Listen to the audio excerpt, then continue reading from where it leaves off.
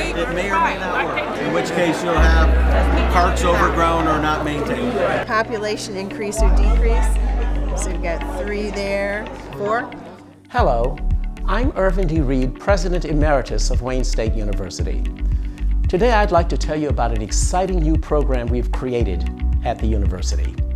First, I will tell you about its goals, then I will tell you how it works. But first, let me give you a little more context. Just a few years ago, Detroit stood on the brink of financial disaster. From 2005 to 2012, the Detroit School District had closed 130 schools due to shrinking enrollment and dilapidated buildings. By some estimates, the city of Detroit's total debt exceeded $19 billion. It was clear that the city needed a new direction, and its citizens needed to be more involved.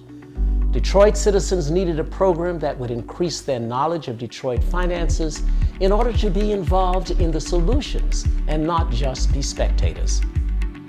In 2012, I had the opportunity to meet with a former member of the Detroit City Council to talk about citizen engagement, and we came up with a great idea. I would like for you to meet Sheila Cockrell. She served for more than 16 years as a council member in Detroit. I have asked Sheila to explain what we set out to do when we created Citizen Detroit. Civic engagement is absolutely the bedrock foundation for a democracy to flourish, and is really important to help inform people as to what the history of policies are, what the pros and cons of the different policy is, and how to hold elected and appointed officials accountable for the implementation or the lack thereof of a particular policy. During the dinner and dialogue sessions, we asked the representatives to report what their groups had discussed and decided. Also down health and recreation, offering the free health clinics. So our first priority was to lease Belle Isle and then lease the water and sewage. What was your impression of how the program affected the participants? People are hungry, are thirsty to get factual data from sources that they trust.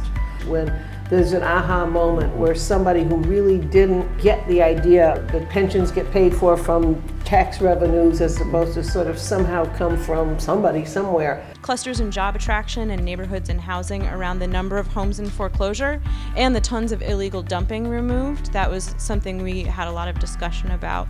It's sharing knowledge, it's sharing information. It is truly building a community and it's building democracy. The more informed people are, the more vibrant and vital your local democracy can be, and the facilitator role is critical to advancing that agenda. Making real change in Detroit, particularly as the city continues its progress toward financial recovery, is no easy task. But we wanted to show that there is a valuable role for a movement of citizen engagement whereby citizens grapple with the same problems that their leaders face. They may not have the experience of elected leaders, but they have the passion and the interest. So all we need is another 150,000 at the ballot. You take it out of city council, take those cars away and all that. We don't took that down. We don't cut it in half. Some of yourself.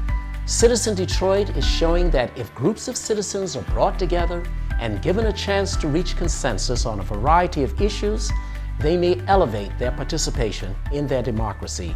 Here are the views of some Citizen Detroit participants. And I would say that's the state of many Detroiters. We have a feeling of hopelessness because we've kicked the can down the road and all you see is the negativity and the discouragement. But nonetheless, all I can suggest is taking this information and pushing it forward, making sure that your grandchildren, your nieces, your nephews, and your neighbors understand the importance of the information that you all received here today. I think this should be done in every classroom with every student, every year, starting with first grade.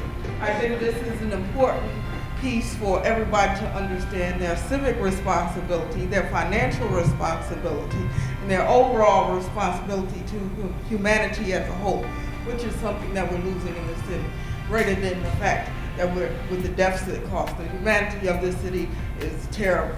So if we do this with first graders, second graders, third graders, especially high schoolers. They would understand the city that they live in, the city they want to raise their children in, and the city that they love, and how it is taken care of, and what their responsibilities are to it, both politically and personally. Young people are really not getting any framework from their educational system as to why they should participate in a local election. In the city of Detroit in the 50s and 60s, there was a whole course on the city of Detroit, know your local government. So that's no longer available. We believe that when this happens, it will be because citizens become engaged in new ways of working together toward common goals. That is to say, when we all have become true partners in democracy.